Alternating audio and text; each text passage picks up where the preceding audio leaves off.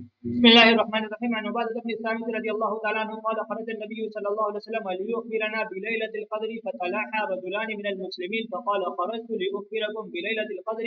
فتلاحى فلان وفلان فرفعت وعسى أن يكون خيرا لكم فالتمسوها في التاسعة والسابعة والخامسة. عبادہ رضی اللہ تعالیٰ عنہ کہتے ہیں کہ نبی کریم صلی اللہ علیہ وسلم اس لیے باہر تشریف لائے تاکہ ہمیں شب قدر کی اطلاع فرمائے، مگر دو مسلمانوں میں جھگڑا ہو رہا تھا۔ حضرت صلی اللہ علیہ وسلم نے ارشاد فرمایا کہ میں اس لیے آیا تھا کہ تمہیں شب قدر کی خبر دوں، مگر فلاں شخصوں میں جھگڑا ہو رہا تھا جس کی وجہ سے اس کی تعین اٹھا لی گئی۔ کیا بعید ہے کہ یہ اٹھا لینا اللہ کے علم میں بہتر ہو، لہذا اب اس رات کو 9ویں اور 7ویں اور 5ویں رات میں تلاش کرو۔ فائدہ، اس حدیث میں 3 مضمون قابل غور ہیں۔ امر اول جو سب سے اہم ہے وہ جھگڑا ہے، جو اس قدر سخت بری چیز ہے کہ اس کی وجہ سے ہمیشہ کے لیے شب قدر کی تعین اٹھا لی گئی، اور صرف یہی نہیں بلکہ جھگڑا ہمیشہ برکات سے محرومی کا سبب ہوا کرتا ہے۔ نبی کریم صلی اللہ علیہ وسلم کا ارشاد ہے کہ تمہیں نماز، روزہ، صدقہ وغیرہ سب سے افضل چیز بتاؤں؟ صحابہ کرام رضوان اللہ تعالی علیہم اجمعین نے عرض کیا کہ ضرور۔ نبی کریم صلی اللہ علیہ وسلم نے فرمایا کہ آپس کا سلوک سب سے افضل ہے، اور آپس کی لڑائی دین کو مونڈنے والی ہے، یعنی جیسے اسطورے سے سر کے بال ایک دم صاف ہو جاتے ہیں، آپس کی لڑائی سے دین بھی اسی طرح صاف ہو جاتا ہے۔ دنیا دار، دین سے بے خبر لوگوں کا کیا ذکر، جبکہ بہت سی لمبی لمبی تسبیحیں پڑھنے والے دین کے دعوے دار بھی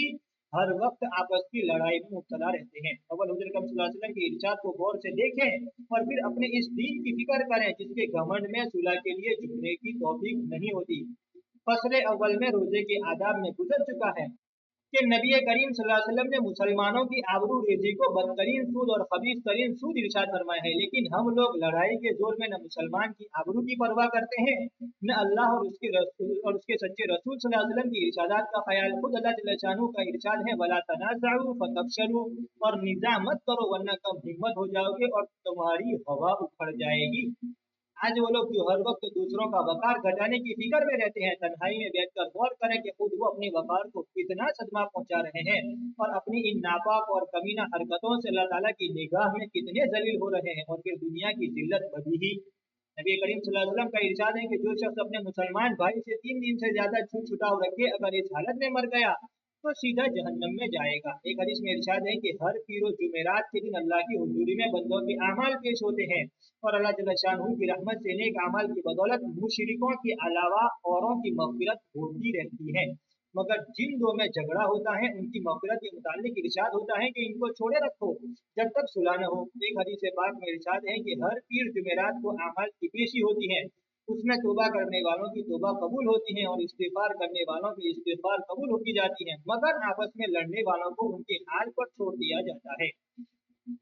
ایک جگہ ارشاد ہے کہ شب برات میں اللہ کی رحمت عامہ خلقت کی طرف متوجہ ہوتی ہے اور ذرا ذرا سے بہانے سے مخلوق کی مغفرت فرمائی جاتی ہے، مگر 2 شخصوں کی مغفرت نہیں ہوتی، ایک کافر، دوسرا وہ جو کسی سے کینہ رکھے۔ ایک جگہ ارشاد ہے کہ 3 شخص ہیں جن کی نماز قبولیت کے لیے ان کے سر سے ایک بالشت بھی اوپر نہیں جاتی، جن میں آپس کے لڑنے والے بھی فرمائے ہیں۔ یہ جگہ ان روایات کے احاطے کی نہیں، مگر چند روایات اس لیے لکھ دی ہیں کہ ہم لوگوں میں عوام کا ذکر نہیں، خواص میں اور ان لوگوں میں جو شرفاء کہلاتے ہیں، دیندار سمجھے جاتے ہیں، ان کی مجالس، ان کے مجامع، ان کی تقریبات اس کمینہ حرکت سے لبریز ہیں۔ فَإِلَى اللَّهِ الْمُشْتَكَى وَاللَّهُ الْمُسْتَعَانُ۔ لیکن ان سب کے بعد یہ بھی معلوم ہونا ضروری ہے کہ یہ سب دنیاوی دشمنی اور عداوت پر ہے۔ اگر کسی شخص کے فسق کی وجہ سے یا کسی دینی امر کی حمایت کی وجہ سے تعلق کرے